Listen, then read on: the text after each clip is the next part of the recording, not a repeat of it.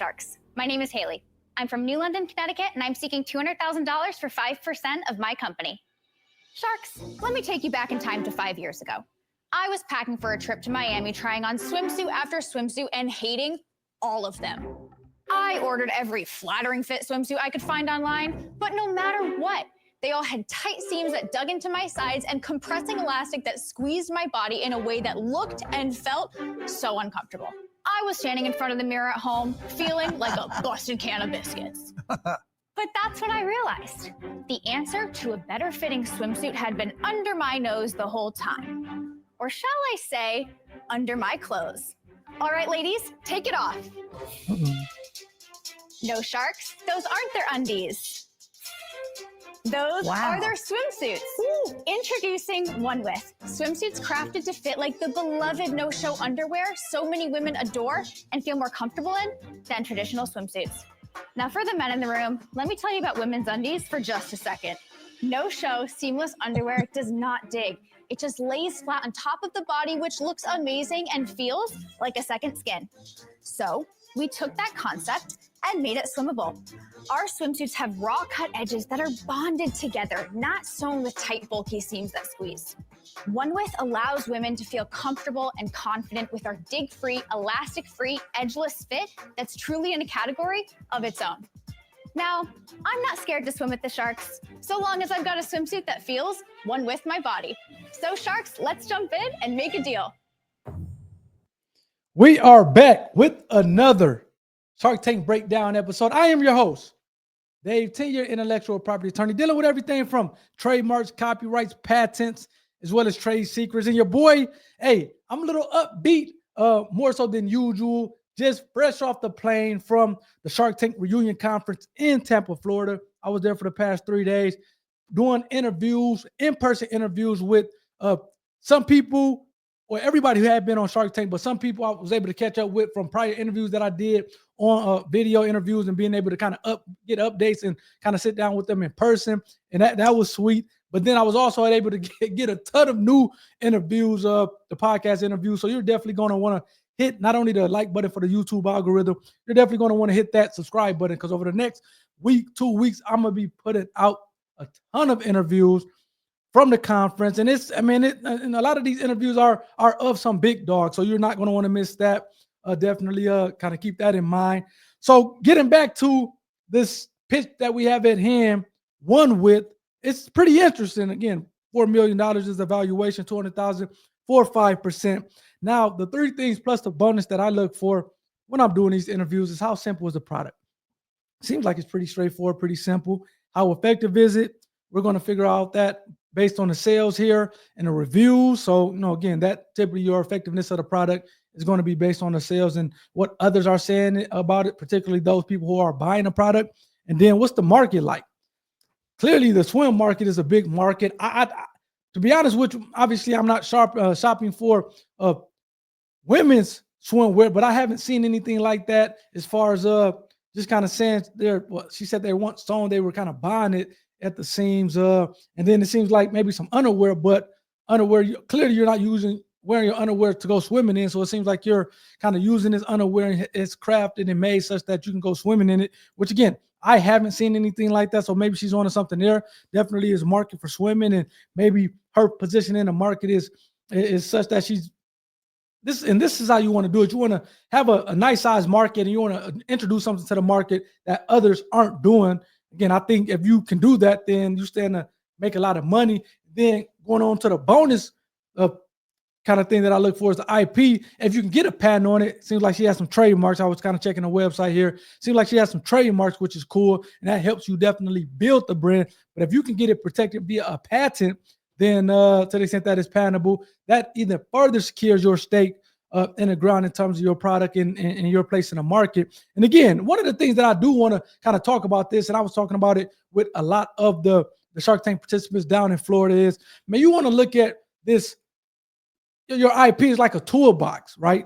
So you may have copyrights, you may have trademarks, you may have patents. And based on the situation that you're in, one may be more preferable than the other. So if somebody, say you're doing advertisement, and you're kind of you got pictures and you're posting it on your website.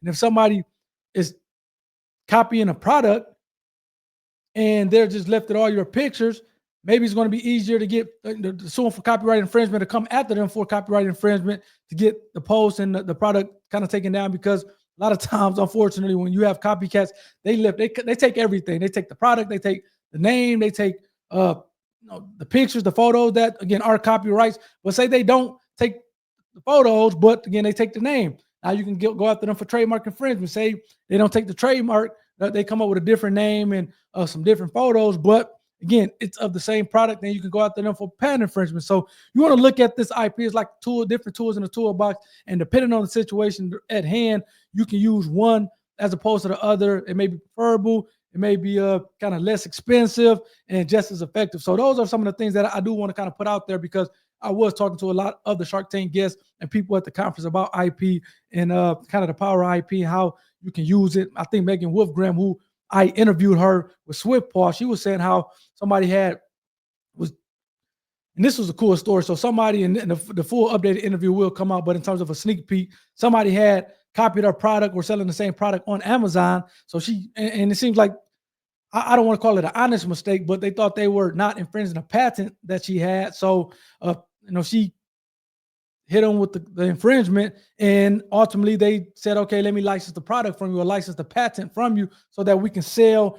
I think her course was for dogs, and the infringer, they were selling something for cats, even though it still infringed her patent. So now, again, it's not kind of dealing with what she was selling her product for, particularly dogs. So she was able to allow them to sell the product for cats, and now they have to pay her every time they make a sale. So again, that's the power of IP, being able to license the product, being able to kind of generate other revenue streams from licensing it, whether it's domestically or internationally.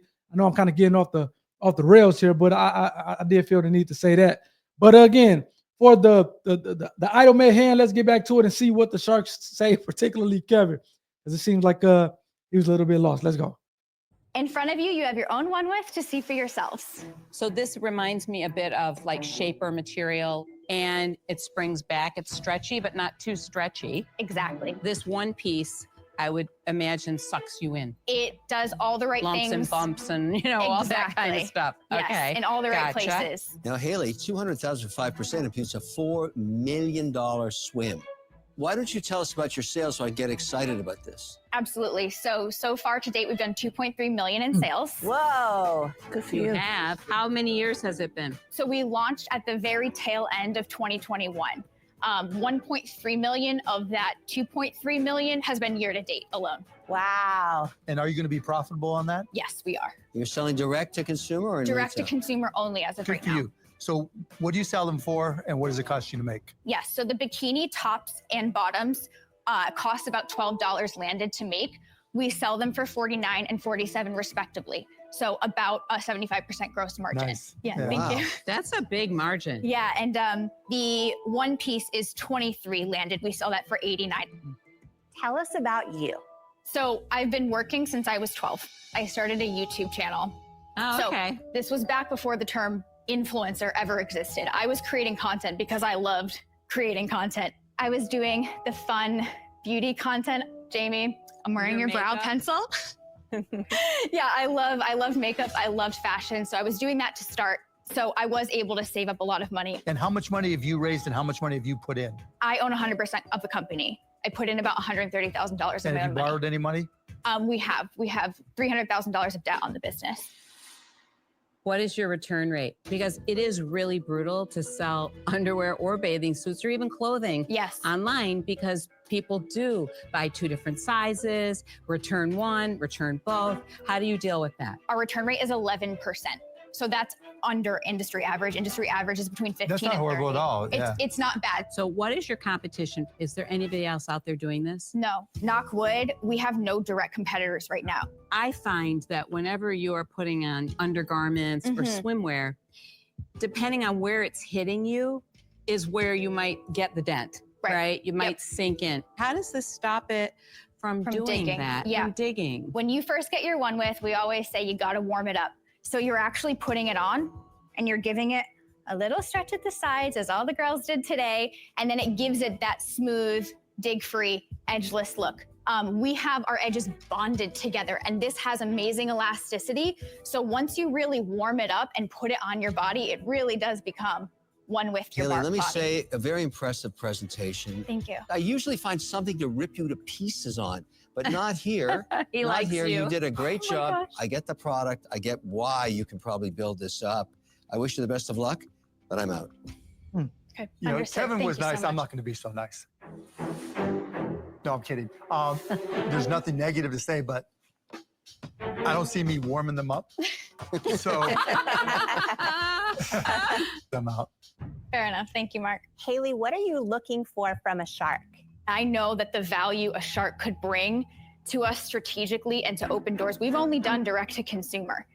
I can't imagine if we got in retail. Oh, Do gosh. you want retail?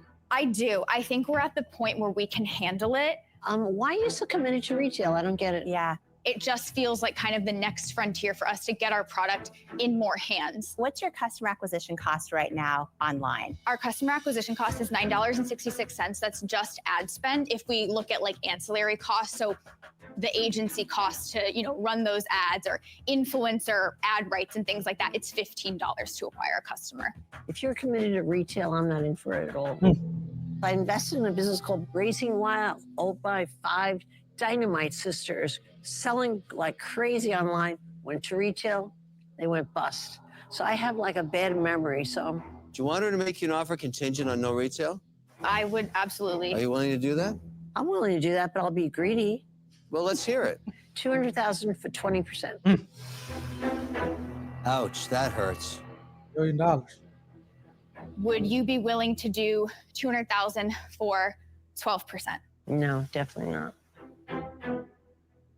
Okay. So just to hop in here, I actually agree with Barbara. I think that retail's not the place to go. Okay. I think you instantly cut your margin way down.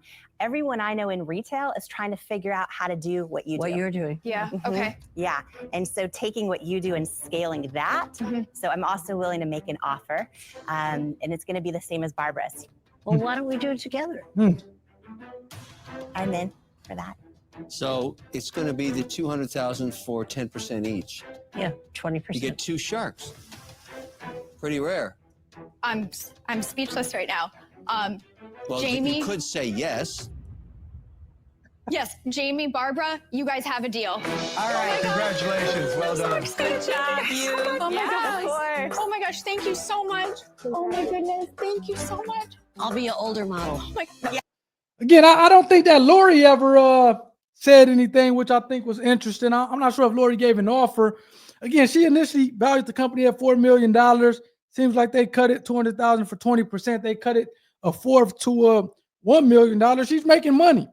What she said, she what was it, $2.3 million year to date, $1.3 million or $1.3 million year to date. I would imagine that was in 2024. So she is kind of making money. I forget what they said that, she said she was profit. She didn't give a number, but I think her margins are good. Just kind of looking at some of the notes that I have down. And I'll say the same thing that I said maybe in one of the other videos that I did here today. You have to get you a product. You see Lori, you see the guest shark. You don't have to be in store. Actually, people are saying don't go to retail with the product because you can make so much money with D2C, especially on social media platforms, TikTok, Instagram. That was one of the things, and I kind of got the best of both worlds being at the Shark Tank Reunion Conference because I am getting content to bring to you guys, but I'm also kind of learning, sitting in on these different what they call them, sessions and whatnot. And I'm getting the game. I'm kind of taking notes. What's working, whether it's Shopify, whether it's TikTok store, whether it's Instagram, affiliate marketing, influencers. I'm taking notes. And again, people are out here making a ton of money. She's literally making $1.3 million selling an underwear garment, which again, I would like to hear. I would have liked to have heard more on the IP side of things, particularly with the patents, especially if she's saying that she doesn't have any customers. Again, I think that's different enough so that you can get a patent on something that is, if it's underwear and it's typically not meant to go in the water and all of a sudden you're kind of using it for swimwear, it has to be something there that is patentable. So again, that's just kind of my thoughts as a patent attorney. So I would have kind of liked to hear more of that side of things. But again, $1.3 million year to date. Even if she's talking about 10%, that's $130,000 or $100,000 she's making. I would imagine that Lori and the other shark is going to really help kind of blow her D2C strategy up so that she can really get it. She seems like she's a young, full of energy. I probably would have kind of negotiated a little more. I think what they had wanted $200,000 for 20%. She came out at 12%. I don't know. I probably would have tried to kind of continue to push, but nonetheless, she got a deal, which is a great thing. Let me kind of go to the website here. I'll see what the website is looking like.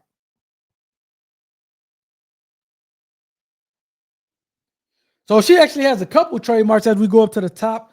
OneWith, which I actually like that name. And again, I was talking to Nick Friedman, the founder, co-founder of College Hunks Hall and Junk, and they were talking about, he was talking about how important that kind of branding is, that branding, which again, when you think of branding, you can say trademarks. And again, you still have to have a good product, because you can have great branding and then they buy the product and it sucks. Now, forget the brand. If the product is bad, then man, you're screwed that way. But again, if you have good branding and a good product, think of Liquid Death. I think that was great branding. I think, again, it seemed like the product was decent. Next thing you know, they blew up. Dude Wipes. I think that was great branding. Seems like the product is good. Next thing you know, they're doing 150 million. So I like OneWith. I really like the branding of it. And obviously, I'm not a woman, but if the product is, decent, then I think she has something. She has a couple different trademarks. Hey, whether it's a word, whether it's a phrase, make sure you're protecting those trademarks. Swimsuits that fit like underwear. I like that name. So again, she definitely has some pretty cool branding that she has protected, which is a great thing. Just kind of going down, continuing to go down here. Typically, if you have the patents, they'll be at the bottom. So that woman don't feel the need to. I'm not seeing anything on the patent side of things.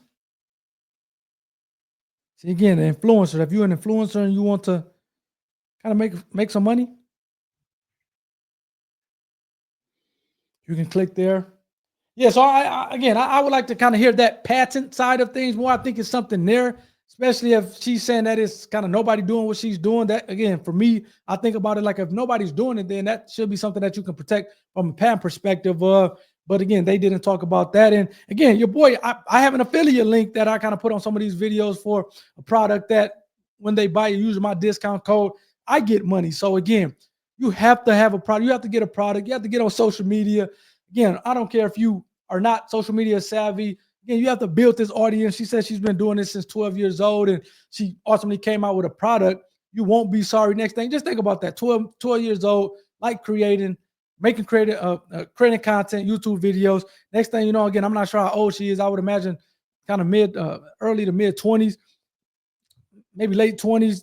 She has a company. She comes out with a product, $1.3 million on Shark Tank doing a deal. Talking about the American dream. The American dream is live and well. Again, to the extent, ladies, that you've used the product, let me know what you think in the comment section. I love when I get feedback in real time from people who's actually used the product. To the extent that you know her, or if the young woman, if she wants to comment, please comment on the business as well.